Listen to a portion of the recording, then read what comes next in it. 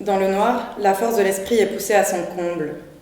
Le mineur tâche d'oublier la redondance outrancière de la tâche. Le mineur tâche de ne pas oublier le ciel. S'exécutant à la tâche aussi, il doit enfuir les questionnements externes, privilèges des existences indolentes. Il s'abat à l'ouvrage. L'énergie, tous les jours, s'amenuise. L'énergie s'installe à côté des épaules et elle finit par se terrer dans un coin, avec sa jauge creuse.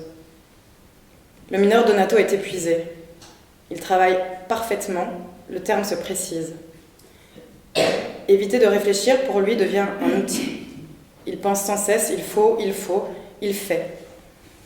L'individu mineur est ensuite fatigué d'être fatigué, de casser la roche combustible. Alors il parvient à oublier le claquement du grand palmaire, la tension du deltoïde, le frottement de l'œil, l'élancement du couturier. Donato se tait. Il continue de travailler. Que signifie le mot ? Travail n'est pas un travail. En ce qui me concerne, le mot douleur est une douleur réelle, mais infirme. Une sous-catégorie de la douleur, pas un supplément sur le dos.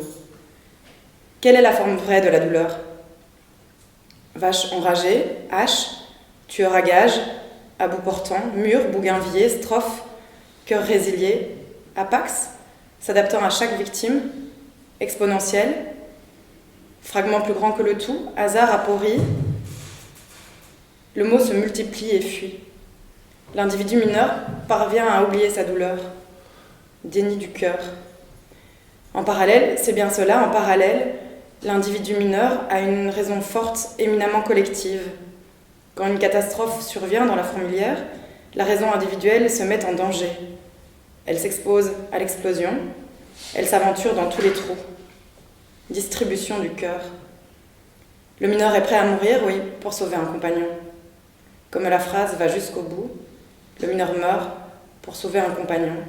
C'est la vérité, rien à ajouter.